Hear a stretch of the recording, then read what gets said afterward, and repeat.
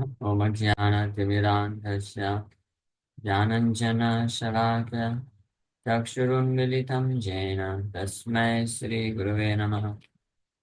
नमः विष्णुपादाय कृष्णप्रेष्ठाय भूतले श्रीमते भक्तिवेदान्त स्वामिन्निति नामे। नमस्ते सारस्वती देवे गौरवाणी प्रचारिणे निर्विशेष शून्यवादी पाश्चात्यदेशतारिणे। नमो महावदन्याय कृष्णप्रेमप्रदायते कृष्णाय कृष्णचैतन्यनामने गौरतुसे नमः। जय श्री कृष्ण चैतन्य प्रभु नित्यानंद श्री अद्वैत गदाधर श्रीवासादि गौर भक्तवृंद।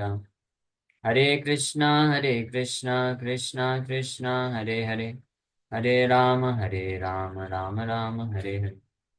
Hare Krishna. So we welcome everyone for today's discussion on Srimad Bhagavad Gita. So today we are discussing from Bhagavad Gita chapter second, and we discuss from verse number 25 last time. Um, there we go.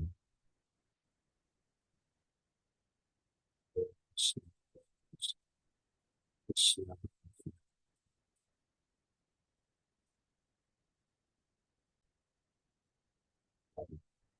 Verse number 26. अथ चैनम नित्य जातम नित्यम व मन्यसे मृतम तथापि त्वं महाबाहो नयनम शोचितुम् अर्हसि. So we discussed this verse day before yesterday. We'll read the purport and discuss more about it. If, however, you think that the soul or the symptoms of life will always be gone and die forever, you still have no reason to lament, O mighty arm. So before this verse, till verse number 25, Krishna was explaining the characteristics of the soul. That soul is eternal, unchangeable, ever existing. So, and we are actually spirit soul. This body is dead matter. It's always changing and proceeding towards ultimate destruction. So that's why the intelligent person should carefully execute his duties for the soul. But if somebody thinks that we are not this, we are not the soul, but we are body, and the body has taken birth, and after some time it will get destroyed. So why I should bother about some soul? So in that case, also Krishna is telling, then why are you so much lamenting, working so hard, uh, and just for the purpose of getting some cheap material happiness? You are undergoing so much severe kind of hardship in life. So what is the use? So we'll discuss this in great detail. Srila Prabhupada writes in the purport, there is always a class of philosophers almost akin to the Buddhists who do not believe in the separate existence of the soul beyond the body. So Buddhist philosophers also are little bit similar to this kind of atheistic philosophy. But those who are materialistic, those who are completely atheists, they do not believe at all in any existence of anything beyond this material body. So these kind of people are known as followers of Charvak. Grinam kritva घृतम पीवे जावत जीवे सुखम जीवे. Till the time you have this material body, you have this body, enjoy it to the fullest extent. And if you don't have any resources, then beg, borrow, or steal, whatever is required, you do and enjoy life. This is the philosophy of Charvak, and most of the people follow this philosophy in this world.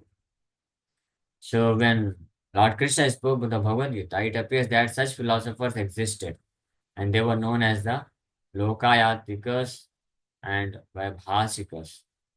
So when Krishna was speaking Bhagavad Gita, during the time of Krishna also, in Dwapar Yuga, almost 5,000 years back, at that time also these kinds of philosophers were in existence.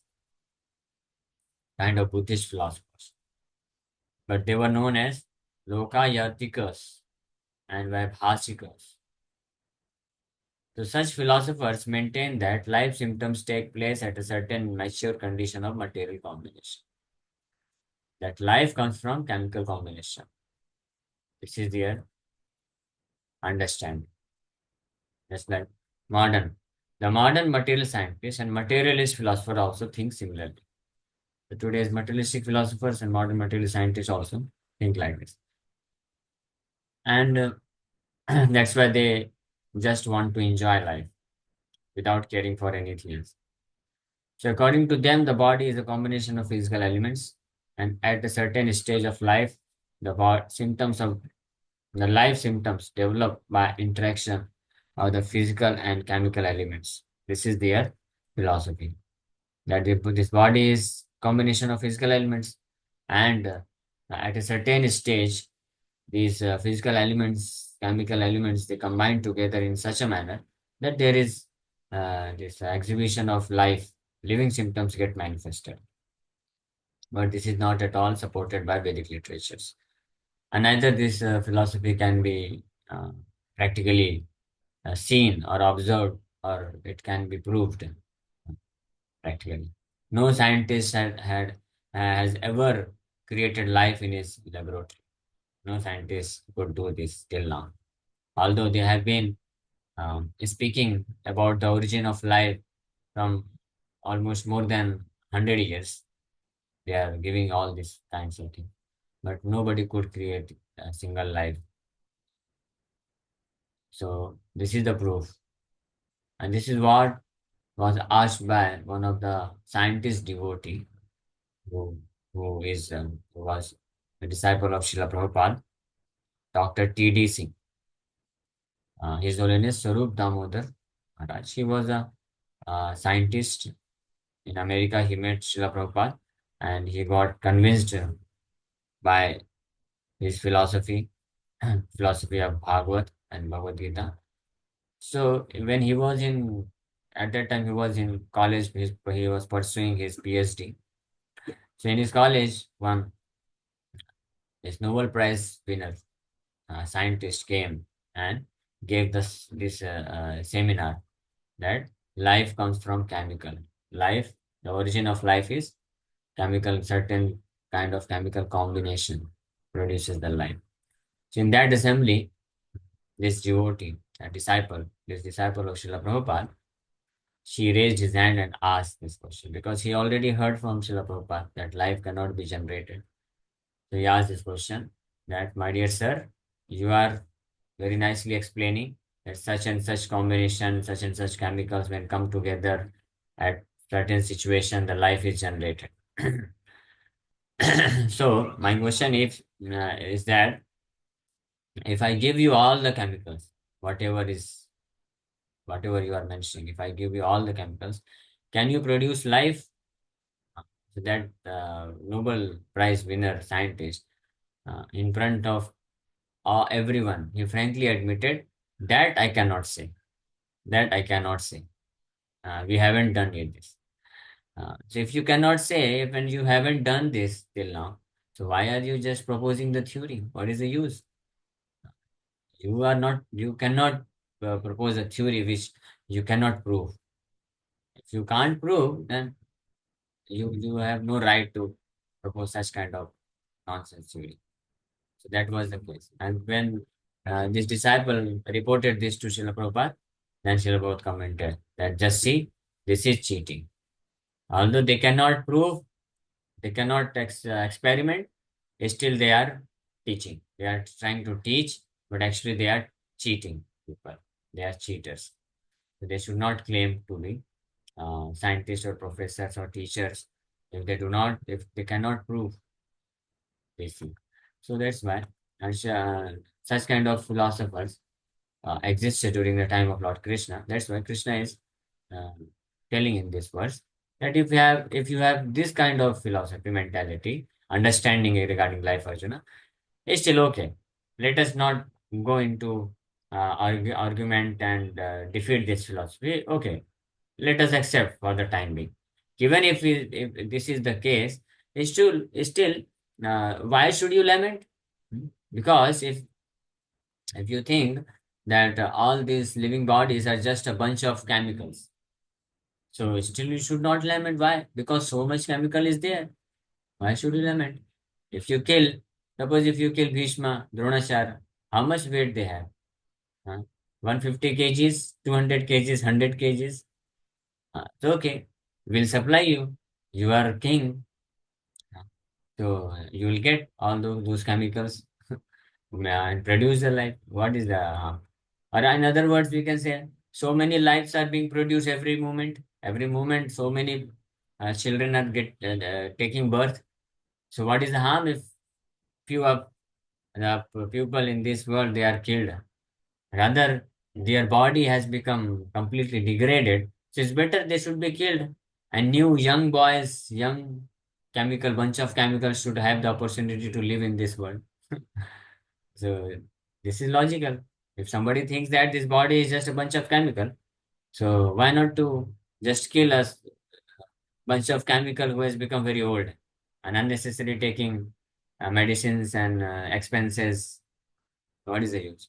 He himself is getting frustrated because of old age, invalidity, diseases, so many things. He is frustrated, unhappy, and the family members also they are experiencing such great uh, trouble in maintaining him, uh, giving so much medicine expenses, time, energy, everything. So it's better you kill him and produce new bodies, new bunch of chemicals. So we can just see that even in day-to-day life, the way we act in this world, that itself proves that we are actually not this body. We are something different from the body, soul. There is something within the body which has got so much value that even in the worst condition of the body, we are not willing to kill the person. This is the proof. Even in the worst condition also. The body, a person, 90-year-old person also, if he is in within the ICU and all over his body, so many tubes and so many different types of treatment and medicines he is undergoing, and he is suffering so much. He is unable to breathe, he is unable to see, hear, he is unable to eat. Uh, these foodstuffs are supplied through some kinds of tubes and injections. But still, if you go and ask, my dear sir, you are feeling so much unhappy, uneasiness, so much suffering situation. Let me kill you and liberate you from this suffering situation. Will he agree? No. Will any of his family members agree? That okay, okay, yes, yes. This bunch of chemical has become useless. Okay, let us kill him. Nobody will agree. Huh? So this philosophy is nonsense philosophy. Nobody will agree this. But unfortunately, the so-called very intelligent class of people, sometimes they propose this kind of philosophy. They don't even think about this. Common sense, they don't even have common sense. That if we are just a bunch of chemical, no soul, nothing like this, then why are we so much bothered about the maintenance of this bunch of chemical if it has become useless? Why not to just throw it away? Why are we just maintaining it? Very simple question. This proves that we are not this body, we are spirit soul. The soul is there. The soul within the body is there, which has got more importance than the body itself. That's why nobody is willing to kill a person, even if his body is completely in worst condition of life. That's why. The science of anthropology is based on this philosophy. Which philosophy? That the living symptoms, life symptoms developed by interaction of physical and chemical elements. So this anthropology, this philosophy is like this. And so currently, many pseudo religions now becoming fashionable in America are also adhering to this philosophy, as are the nihilistic, non-devotional Buddhist sects. So not only this atheistic, materialistic philosophers follow such kind of anthropology philosophy, that there is no soul and this body is developed through chemical, some kind of physical and chemical combination. But Nowadays, because of the influence of Kali, there are many so-called religious sects and movements which promotes the same kind of uh, atheistic philosophy in the garb of religion. This is the this is the this unfortunate situation of this world. So even if Arjuna did not believe in the existence of the soul, as in the Vaibhashika philosophy, there would still have been no cause for lamentation. But Krishna is giving this argument. Even if you believe in the did not, if you don't believe in the soul, but still you should not lament. You should just execute your duty as a matter of duty. So no one laments the loss of a certain bulk of chemicals and he stops discharging his prescribed duty. We discussed this. So on the other hand, in modern science and scientific warfare, so many tons of chemicals are wasted for achieving victory over the enemy. Just see, a nice example. If somebody thinks that we are just bunch of chemicals, so just for the sake of protecting few bunches of chemicals known as human beings, uh, many tons of chemicals are wasted in the warfare, in when battle happens, war happens. So if we are just bunches of chemical, then why are you wasting so much of chemicals for protecting uh, few kilograms of bunches of chemical?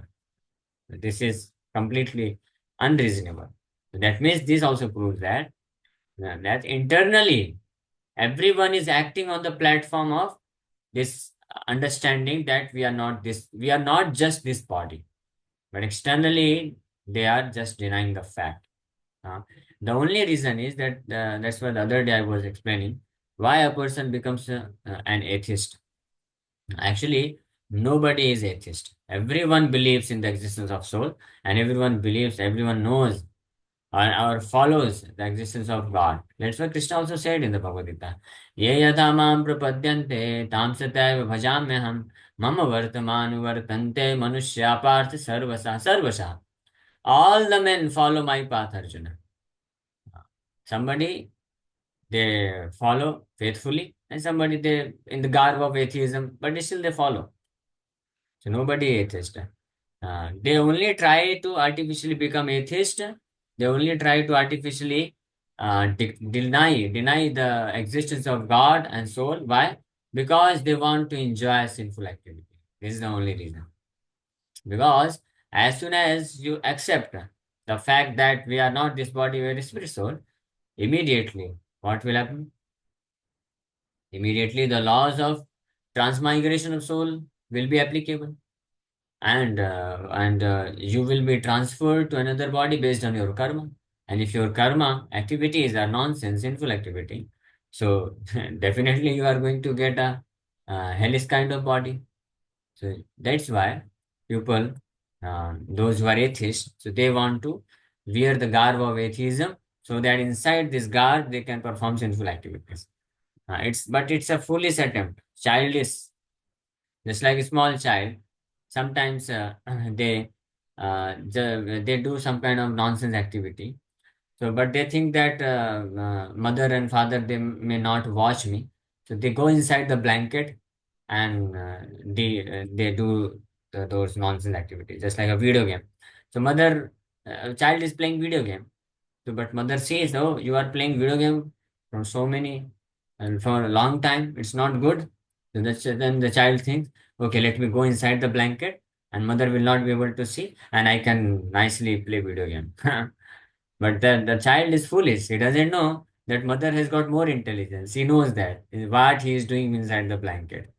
Uh, So similarly, these foolish people who do not believe in the existence of soul artificially, they know the soul is there, but still they do not want to believe in the existence of soul so that they can perform sinful activities in the garb of this atheism. But they do not know within the garb of your atheism, the superintendent of this department, the police department, Yamraj, he knows everything and his laws are applicable in that situation also. If somebody doesn't believe in God, that there is no God, does this mean that God's laws will not applicable to him? No, God's laws will still be applicable to him. It's just like somebody, a drunkard person. Because of too much intoxication, he may speak that he may say that I don't care for the government, I don't care for the policeman. Let them come. I don't care. But even if you don't believe, don't care, that does not mean that when you perform any sinful activity, the policeman will not come and catch you. Still, they will come, they will arrest you and beat you behind the bars. So this one must know. So ignorance is no excuse. And if we try to artificially put ourselves in ignorance, then also we'll not be able to protect ourselves. So it's better that we accept the philosophy and follow the rules and regulations. So according to Vaibhashika philosophy, the so-called soul or Atma vanishes along with the deterioration of the body. This is another version of atheism. And they say even if there is soul, with the destruction of the body, the soul is destroyed. So in any case, whether Arjuna accepted the Vedic conclusion that there is an atomic soul, or he did not believe in the existence of the soul, he had no reason to lament. In both the case, one should not actually lament. Uh, one should execute his duties, prescribed duties. So according to this theory, since there are so many living entities generating out of matter every moment, and so many of them are being vanquished every moment, there is no need to grieve for such incidents. If there were no rebirth for the soul, Arjuna had no reason to be afraid of being affected by sinful reactions due to his killing his grandfather and teacher. But at the same time, Krishna sarcastically addressed Arjuna as Mahabahu, mighty arm, because he at least did not accept the theory of Vaibhashikas, which leaves aside the Vedic wisdom.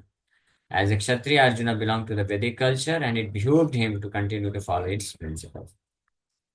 So, this is what Krishna expects from Arjuna by addressing him as Mahabahu, that Arjuna, although even if you think that there is no soul, you should still not lament. But I know you are Mahabahu, means you are a great Kshatriya, and Kshatriyas are twice born, Dvija, and they follow the Vedic principles.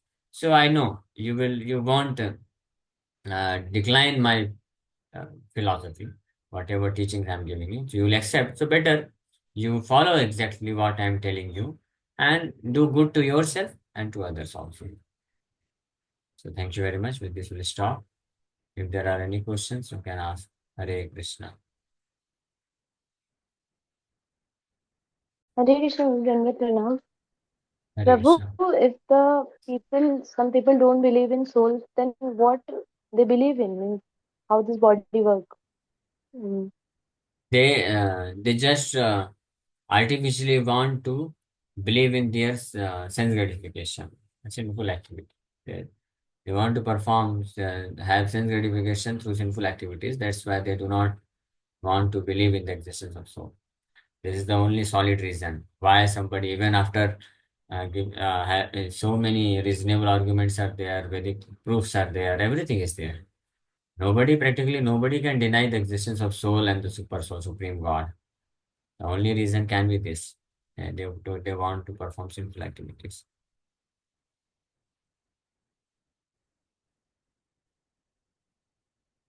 What they believe in, वैसे हम जिंदा हैं. How we are, they simply say we are just bunches of chemicals, and because of this chemical, certain chemical combination, we are living, we are breathing, this heart beating. So living symptoms for them means that heart beating is there and this breathing is there, and we are feeling emotions because of certain kinds of secretion of hormones. That's all. So this is what they want to accept. Prabhu, this is a foolish understanding that we are just a Yes, bunch of chemicals. Means, yes, it's foolish, completely foolish understanding.